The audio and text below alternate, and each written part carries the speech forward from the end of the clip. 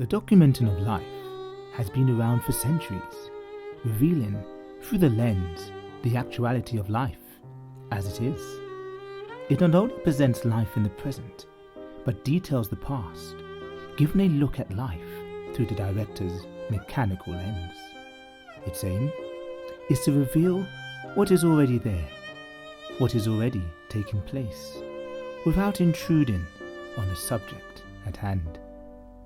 Documentary is said to be the cinema verite, or the cinema of truth. It reveals the everyday man, woman and child in everyday life, be it old or modern. However, as time progresses, the subject matters become more intriguing, more personal, allowing you, the viewer, to learn more about the world we live in. Documentary has the power to reveal the unadulterated truth, as Diego Vertov intended it to be. He said, "They must become craftsmen of seeing, organizers of visible life, armed with the mastering eye." His mission was to create a new perception of the world. But it is not enough to show bits of truth on the screen, separate frames of truth. These frames must be thematically organized so that the whole is also a truth. He went on to say, "The cinema eye works and moves in time and in space, seeing and recording impressions in a way quite different from the human eye. Limitations imposed by the position of the body, or by how much we can see of any phenomenon in a second of seeing, such restrictions do not exist for the cinema eye, which has much wider capabilities. We cannot improve our eyes, but we can always improve the cinema eye." John Grierson saw the importance of documentary. He saw the power of being able to lead his citizens through the wilderness. He saw documentary making as the pulpit to feed the world information that would produce knowledge. This became the Grierson mission. Grierson determined to bring the citizen's eye in from the end of the earth to the story, his own story, of what was happening under his very nose.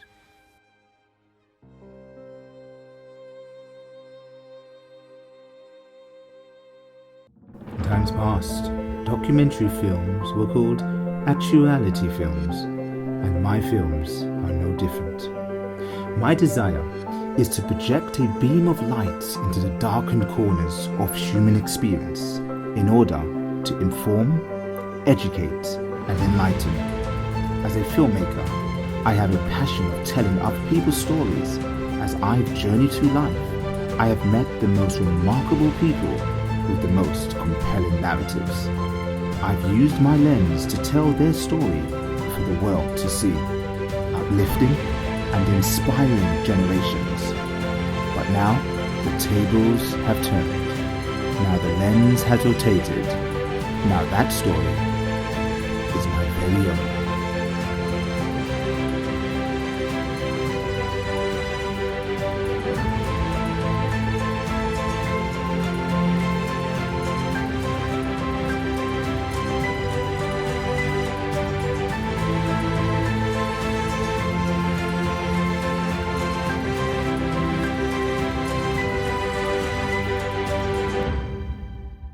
So, let's begin. 1988 was an amazing year. Margaret Thatcher was the UK Prime Minister. Macintosh was taking the world stage in computing. Huggies Nappies was leading the way for babies' bottoms. Ronald Reagan was president in that year, and Volkswagen Passat B3 made its grand appearance. But something far greater was about to happen. I was about to enter the world scene. Yes, I, Thomas Titus Blake, was born on the 26th of January 1988 in University Hospital, Lewisham, London. at 3 a.m. Yes, an early bird, I know. My mum always tells me that my birth was easy. Well, she says she had experienced it before, so I was pretty good. I'm glad to know that.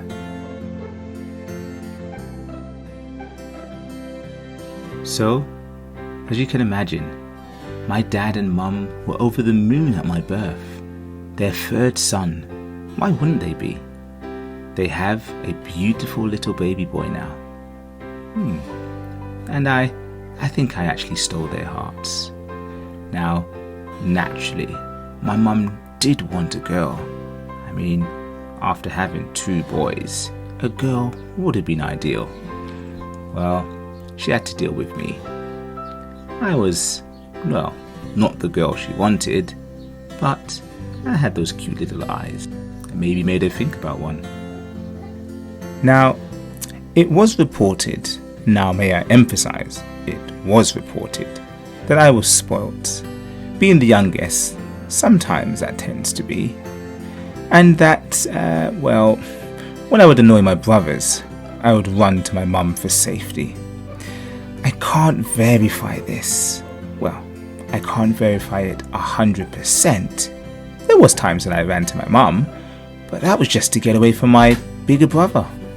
Now, one of the things I distinctly remember is having to get all the snacks, the little treats. And I've always wondered why. Now I know. It's because I was the youngest. These things just fall on you. And if there was anything we wanted, my brothers would always ask me to ask Dad. My big brother Christopher and Simon. But I wasn't to remain the youngest. Oh no. Some years later, there was one more on the way. Javan.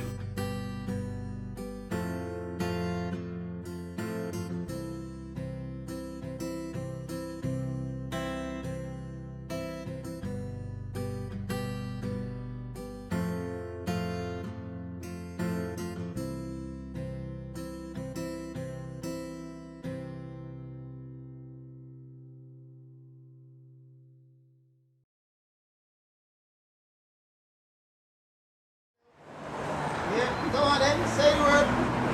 Oh, absolutely. I was looking for, but never mind. No, Luke. I love the tea. All right, one more. All right, come on. That's it. Can we have everybody together now, quickly?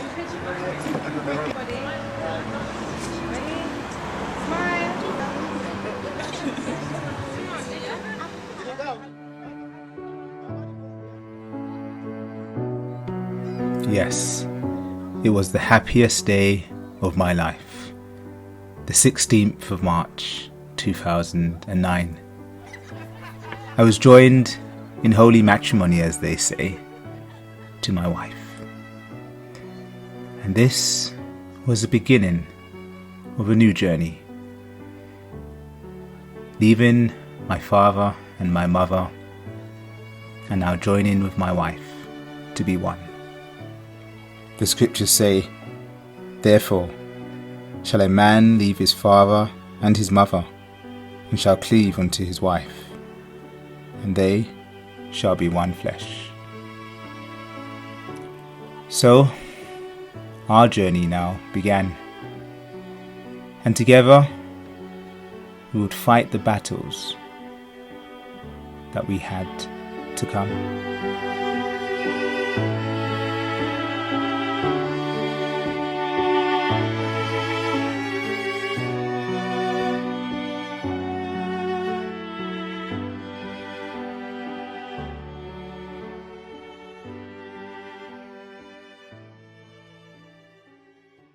It's a boy! Yes, those very words, Mishael was born. They say you never really know what it's like to have children, or what it's like to raise children, until you actually have children. And now I can actually experience it for myself.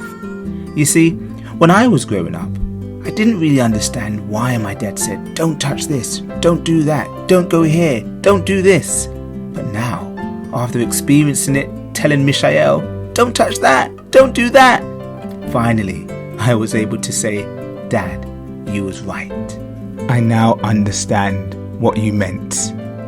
You know, that usually is the case.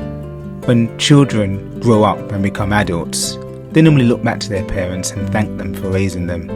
And I did the same. Carly and I wanted to be the best parents to Michael, and we tried our best.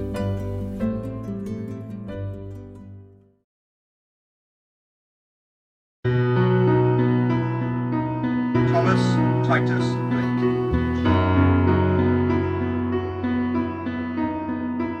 So the turning point had come. What did I want to do with my life? What did I want to achieve? What footprint did I want to make in the world? These were all questions I had.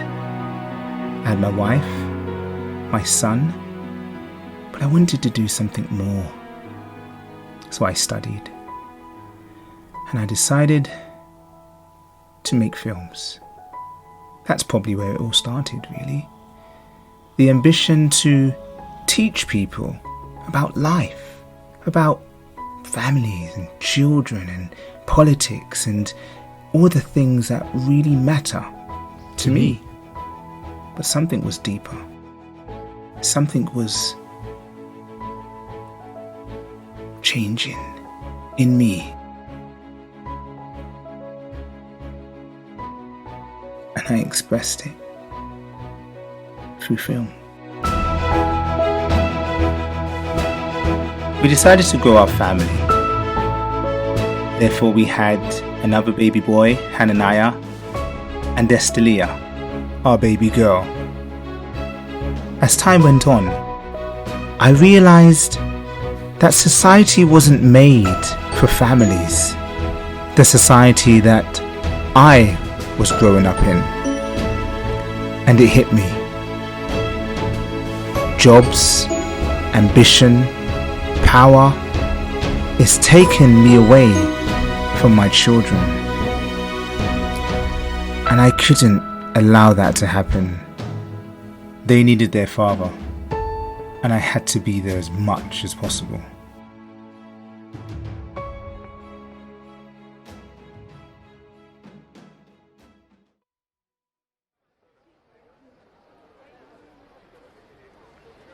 I was sucked into the rat race, the daily hustle and bustle of life.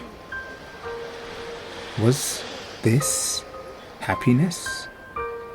There was no time to think, no time to spend with those you love. In my case, my family, my children. Something had to change, and it had to change now.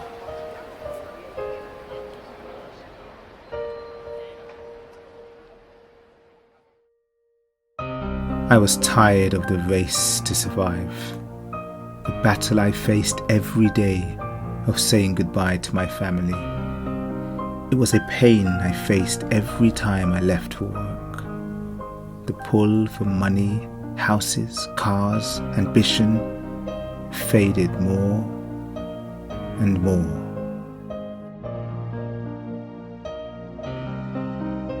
Every day I left the house, kissed my wife, and said goodbye to my children. I was walking to death. I was walking away from life, from the life I gave. I turned.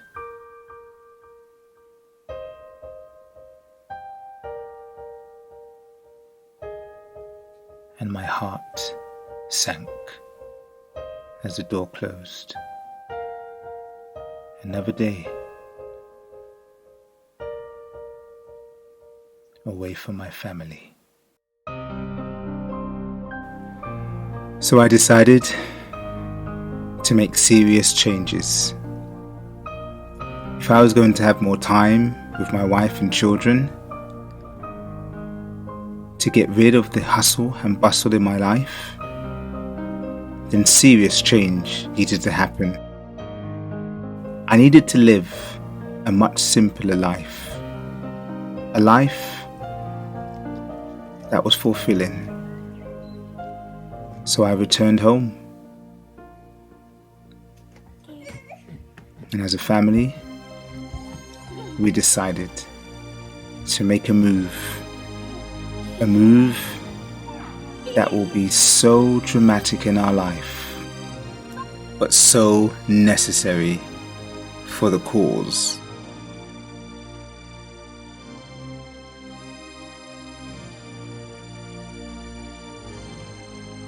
We were looking forward to our new life. Simplicity was our aim. My family and I was looking to live a life less glamorous, a life undesirable to most. Was I willing to give up the luxuries to sustain my relationship with my children? Was I willing to sacrifice my wants for their salvation? This was the test.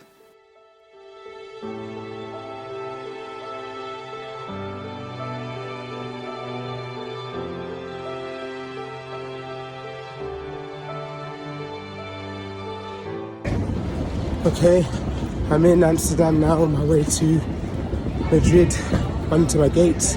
Plane was a bit late coming in, but hopefully we should be able to get to my gate. So thank you.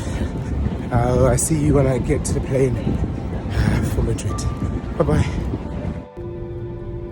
I went ahead to get everything ready for our new adventure. This was the start of something new. A new home, new friends. Everything was different. But we were ready. Ready to make the greatest sacrifice. Change. Hello. Taking a walk through the jungle. Oh, someone planted us pineapple, Carolee. Look at that. Oh, they went in. There was one small one. See, they already cut it out. And then it's so easy to grow them. See, here's a little, what they call a sucker. Just break it off. Okay. And you just remove some of the lower leaves. It's very tough, but like sisal and stuff. And then the really difficult part is coming out. This name is what? You must really take note. This is so difficult. I just spray myself with peppermint and eucalyptus tea tree oil to keep myself. Tea tree oil? Yeah. Oh, that's okay, this is the difficult part of planting. You see, you take your foot Yeah. like that. You just put it right there. Yeah. And you cover it. You're watching. Yeah, I'm It's watching. very difficult. Filming. There we go. That's it. I promise you. That's all we do, Carolee. Is this one here? They're all pineapples. They've been planted like that. wow. Yeah, you just put them in the ground and they'll just reshoot their leaves. I mean, their roots. That's it. And you've got some bananas. Yeah, you have a tree. banana flower. Oh. Now, There's that banana is tree. not a tree. No, it's not a tree. It's a shrub It's a shrub. because it hasn't got a woody stem. Ah. All of this is the stems underground. All this is leaves. So they classify it as a tree, but it's not actually in the sense of a tree. Not actually But true. here's a banana There's your bananas, Carolee. coming on. You'll be familiar with that, I know. So this will produce a load of bananas and then die. The whole thing will die. And then these are little bananas, they're called pups or something. Sucker will go back into And the then got ground suckers or again. something. Yeah. And then they'll replace that one. So they always have babies coming up. But in reality, you should only have one with one replacement Okay. so that you can get the most fruit. Otherwise, it has to distribute its strength too many places. Here's some more bananas. Oh, yes. There you Look at that, Mrs. Blake. Now, would those turn into yellow bananas or just stay at green bananas? go. Eventually turn to Well, yellow? if they turn yellow, you won't pick them because the birds will get to them. Oh, so I'll you just have see them as boiled nice and bananas. fat when you think, okay, now they're pretty good. Or And you then- see the birds are picking at them and then I chop them, put them in the house and turn yellow. They turn yellow very quick. Or you can have them as that and boil them. Like green bananas we call it in Jamaica. No, that's a certain variety. Oh, is it? That's called... There you go, Carolee. I think I found the person that says. Platano, I think they call it, yeah. Ah, No, postre. prostrate. But I think in English they call it platano. I don't know. I've seen them in South Africa. We just have a normal cabin. A lot of space here to do a lot of stuff. Yeah, the idea is to do like a herb garden, vegetable garden area. Okay. And what I would do, the entrance, plant 5 coconut palms. Okay. Up to this way, you can plant a mango and avocado. And this And then between that, was you a can new do more chapter pineapple and lemongrass. in our life, in our journey together as a family, united. This was a new world to explore, new creatures, a new way of living, but I was willing to take the chance. Are you? My biggest fear was the dream that I had. My children were all grown up, and I had missed that precious time with them. Where did the time go? I determined that I could not delay anymore. I had to make the move. It was now or never. But then,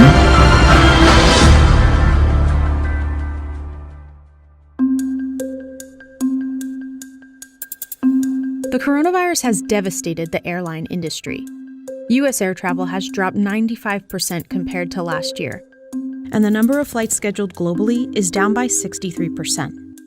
The insides of airports are empty, but outside is another story.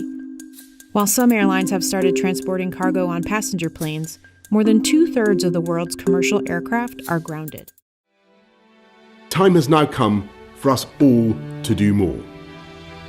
From this evening, I must give the British people a very simple instruction. You must stay at home. Because the critical thing we must do to stop the disease spreading between households. That is why people will only be allowed to leave their home for the following very limited purposes.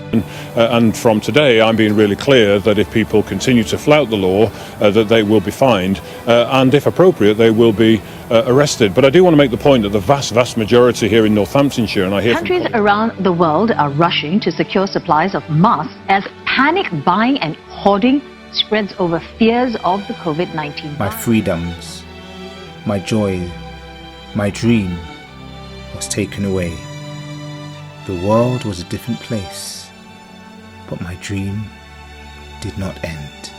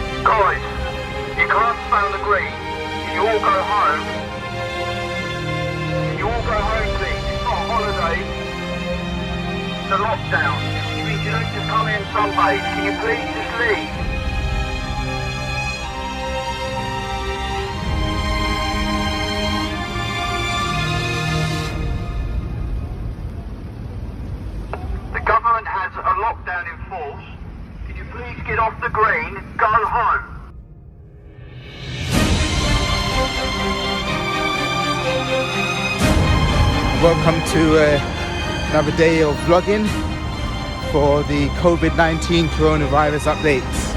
Just been updated that the Right Honourable Prime Minister Boris Johnson has been diagnosed with COVID-19 coronavirus, and I'm out on the streets of Swansea.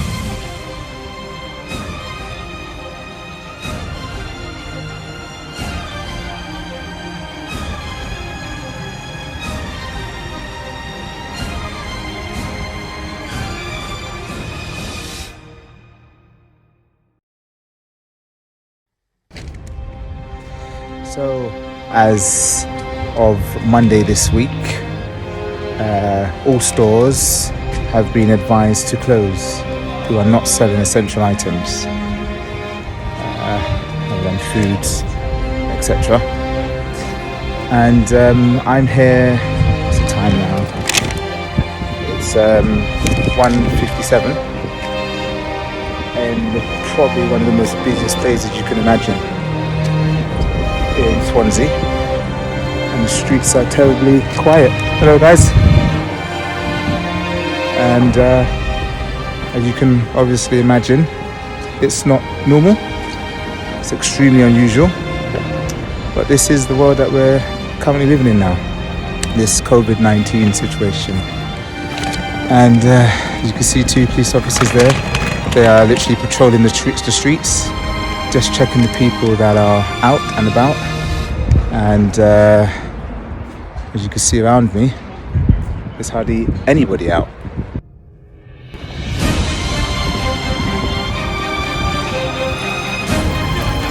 People are still enjoying themselves, out and about.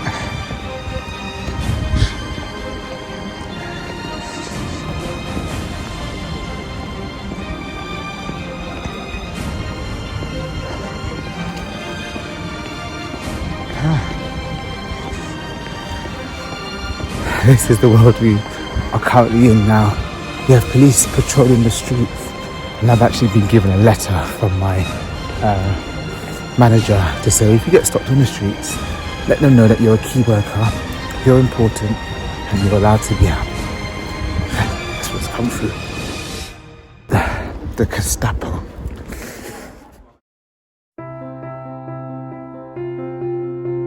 So I just want to let you see how people have to queue up for the banks. So this is where we are. This is the bank. So we've got these people here having to queue up with masks to get into the bank. Look how long that queue is. This is absolutely unprecedented. Absolutely unprecedented.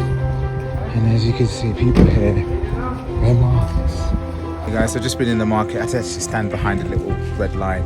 And this is, you can see it. Where is it? There it is. Can you see it there? It says, let's go back to front. It actually says, ensure that you maintain a 2 meter or 6 foot distance. No groups allowed, thank you. Wow. Stores are closed. Banks are checking the people that are coming in. And people have to line up outside. And this is what you would once think extremely busy street, which of course it is, but as of Monday this week, everyone has stayed away. I'll take you over to Marks and Spencer's now. We'll just read a couple of the signs on some of the shop windows.